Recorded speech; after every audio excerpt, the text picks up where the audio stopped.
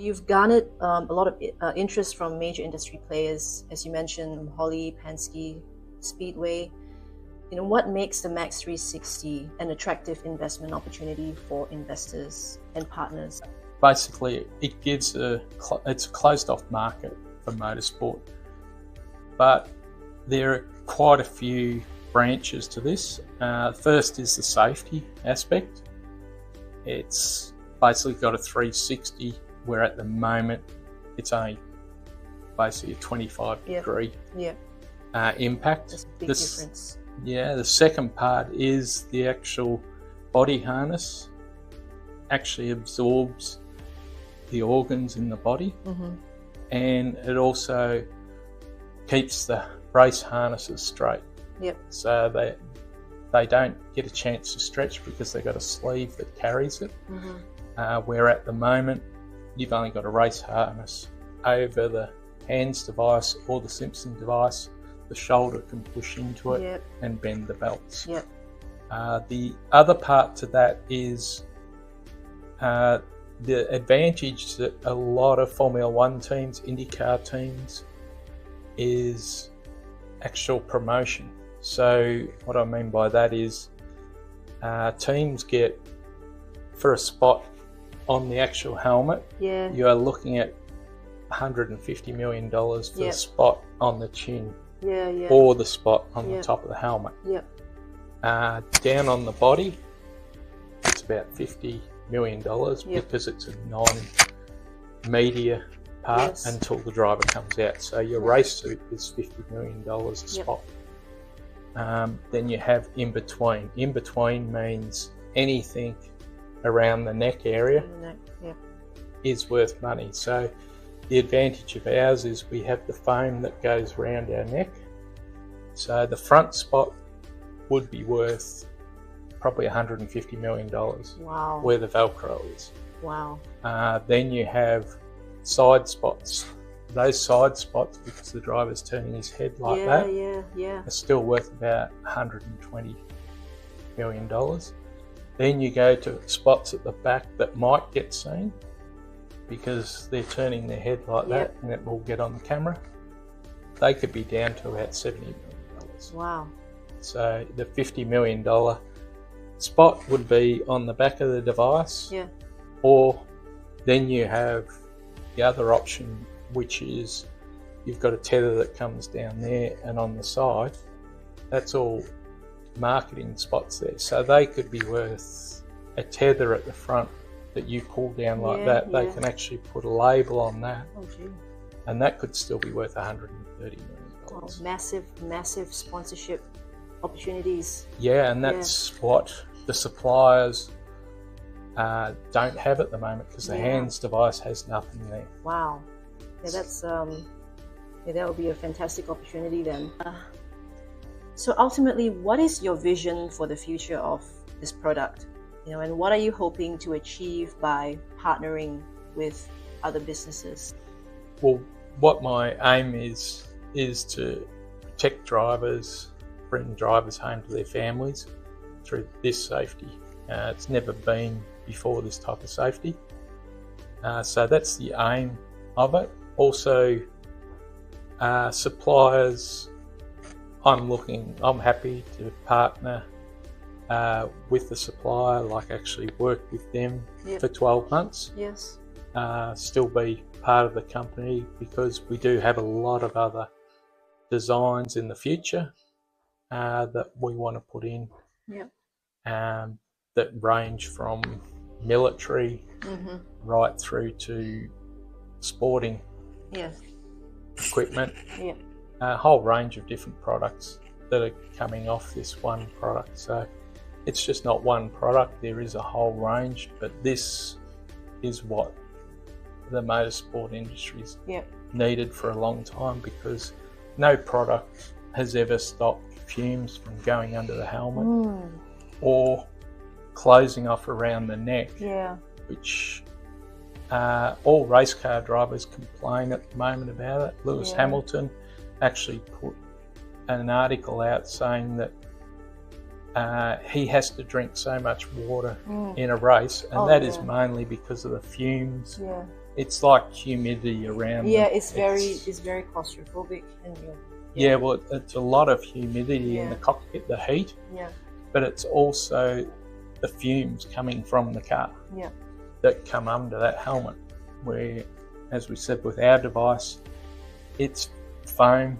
which is like a refrigerator. yeah, So when you've got a refrigerator, you have foam in that Yes. refrigeration yes, to insulate it. Yeah. So once you've insulated around this neck, no heat can get through the Yeah. foam. And also they have a bodysuit. Now that bodysuit is a cooling system. Oh, yes. So that air comes up to the neck. At the moment, that cold air can't go up. Where if you've got the foam insulating it, now it allows some of that to seep out of the neck out of the neck collar and go up and under the helmet and help the fresh air system in the helmet. So Yes. in your helmet, they have a fan that behind the seat Mm-hmm. that blows up a pipe up to the back of the helmet, and that cools the helmet. Yeah. But that is fresh air, that isn't cool Yes. Yes. air. So anything that helps coming from the suit, a driver can allow, that air coming up will get brought up by the fan air. Yeah. So it's neutral. Mm. It basically creates that cool air up and under the visor for the helmet. Yeah, and that's so important because for the driver to be able to focus on his driving, because any millisecond an accident can happen, as you know. So that makes him that makes him feel so much more comfortable. So he actually can drive better, and that works as injury prevention as well. And hopefully they don't get into an accident, but if they do, then they are fully 100% protected. Yeah. And that's when you see drivers getting out of Formula One cars, Indy cars, NAS cars, you'll actually see the sweat, Mm-hmm. and they are really exhausted getting out Yeah, of I'm the car. sure. It's like sitting in a sauna box. It is. Well, they actually train in a sauna box, a lot of Exactly, them, yes. to get used to the humidity. But one of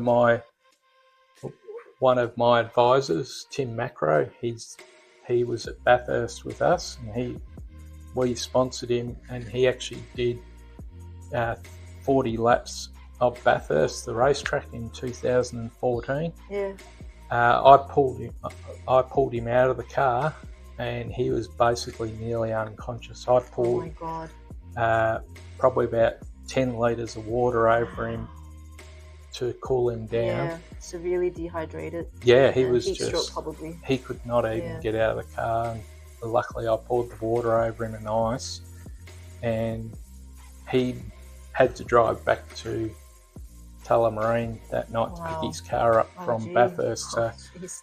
but I followed him back. But yeah, he slept the whole way from Bathurst to Tullamarine, and I woke him up there.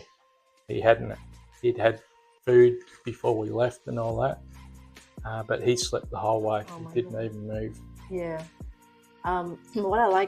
What I think is very compelling about your story is that you are not just someone who invented a product just because you felt like it, but it's because you actually had that tragic accident and you passed away, and then something happened in you which was a form of a seizure, but it was actually everything happening at once, and you came up with Mackz. So that's a very, very strong element behind the story of the Mackz 360, and I think that a lot of people yes, you want to have your onboarding partners, but a lot of people would definitely be very enthralled by your story as well. Yeah. Yeah, well, that's lucky that I've had a lot of good people around me advising, like Carl at Hemco, Paul Lapira, Mm-hmm. so many great people along the way, and they've taught me so much. And I did actually work at a go-kart place in Moorabbin, and the owner's brother was working out the back. He owned a quick race parts, a speed shop. Yep. And he taught me everything I knew That's fantastic. about race cars, because when I raced, I was only 15. I didn't even know where the spark plug was in the car. So he taught me a lot. Yep. And Also Warwick Taylor, his father, Bernie Taylor, was my mechanic when I was 15. Warwick is his son, and I used to put Warwick on my knee and take him to the grid as a child, and now he's won 10 Australian championships. Amazing. So that's how lucky I've had to have these people behind me. Without them, I would never even known. Yeah. Paul, what is it that's, pun intended, driving you forward from this day on? Well, I basically want to leave a legacy in motorsport for drivers. It costs a lot of money for drivers. For teams, when a driver's concussed, they have to put a fill-in driver in. So, at the moment, these top teams, it can cost them a fortune. It could even cost them a title. If a driver's concussed and he's leading the championship, and another driver can't, another team can win the championship because he gets no points for that weekend. So that's a huge cost for teams. My friend John McKay, and that's a big driving force to why I designed this, to help those people. And really, what is a driver's life worth?